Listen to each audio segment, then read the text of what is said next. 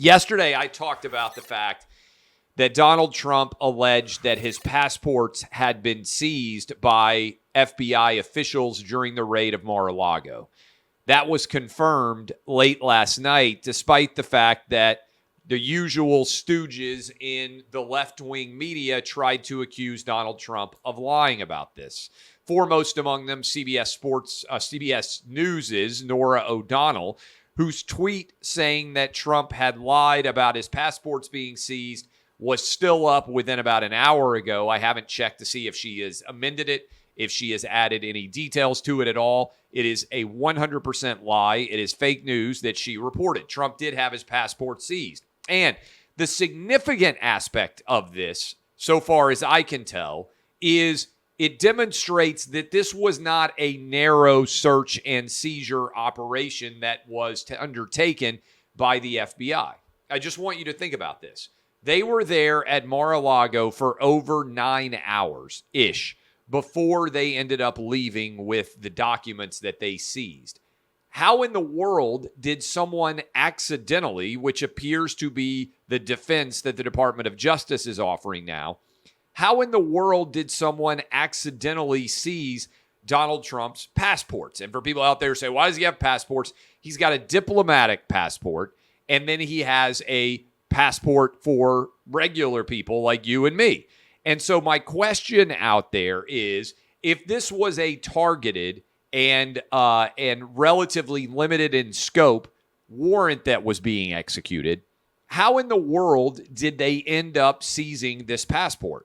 What I believe is actually the truth is this was a clear fishing expedition, an attempt to hoover up as many documents as could possibly be grabbed inside of Mar-a-Lago, with the hope that some of these documents would aid Department of Justice officials in being able to bring charges against Donald Trump. Now, that is the opposite of a targeted and relatively small search and seizure operation, which is what Merrick Garland has tried to argue he signed on for.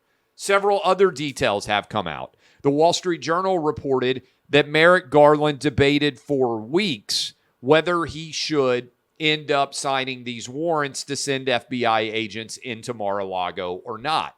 This directly contradicts the idea and the thesis upon which this argument has been out there, that it was imperative that the Department of Justice act immediately because of the dangers and the circumstances that were at play surrounding whatever documents Donald Trump might have. Well, if you were truly concerned that the nation was in danger based on what Donald Trump might or might not have in Mar-a-Lago, why in the world did the Attorney General wait weeks in order to say, okay, I'm ready to send people in to go after these documents? My theory is that Merrick Garland read an article by Maggie Haberman at the New York Times. It may be in her most recent book, but I think the story was in the New York Times about the fact that Trump was supposedly destroying documents, and that was the final impetus for him to sign off on the warrant, because allegedly when he was president, Trump was destroying some documents, and so that was the final bit of support that Attorney General Merrick Garland needed to justify this decision in his mind. But I think what all of you are coming to recognize is this was a fishing expedition. It was highly political in nature. It was unprecedented, and it was targeted at Trump. And I want you to think about this for a minute. Note how quickly all of the January 6th narratives have been abandoned. Remember January 6th? They spent the whole summer telling us, oh my goodness, do you know how much danger we're under because of the January 6th insurrection and everything that was associated with it? And then what happened? As soon as this came out, the investigation, the raid at Mar-a-Lago, nobody's even talking about the situation surrounding January 6th anymore. And I think that's because there is now a recognition that nothing happened with January 6th, the hearings, that changed anybody's mind.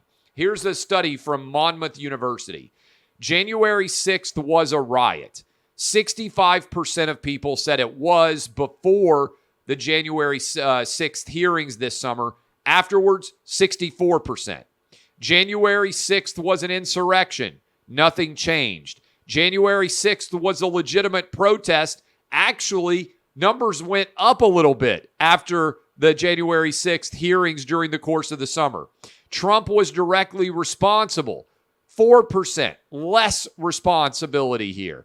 Biden won due to voter fraud. Nothing changed. Paying a lot of attention to the hearings. 23%. Hearings changed my mind. Virtually no one. And so it's one Hail Mary after another to try to take down Trump. And the hearings of January 6th this summer did nothing to change the overall trajectory as it pertains to Trump.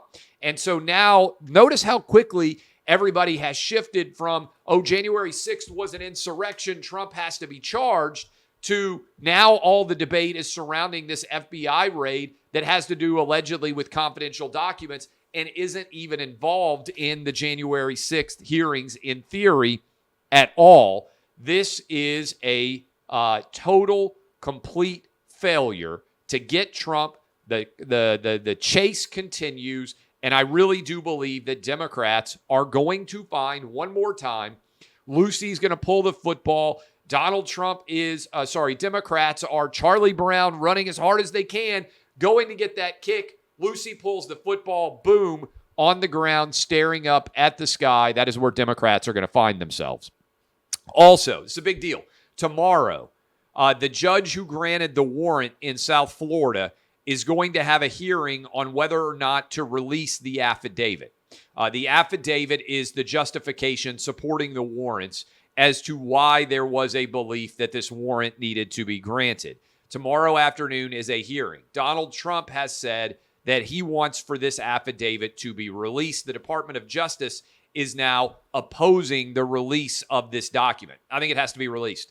I think it has to be released because at this point in time, Americans need to know why the Department of Justice and the FBI is raiding a former president who's soon to be potentially running for political office again in the presidency. And so I think this is highly imperative, highly important, consequential to our nation's sacred democracy, which Democrats claim to care about. We need to know why the Department of Justice under Joe Biden is raiding his chief political opponent. I've told you before, I don't think that Merrick Garland should still be in office, but this is a big deal. And so we need to know what this affidavit says, even if they have to redact some of it, which I'm sure they would, for confidential related purposes. This is going to be, I believe, a really intriguing hearing to see the Department of Justice arguing against this being released to the overall public.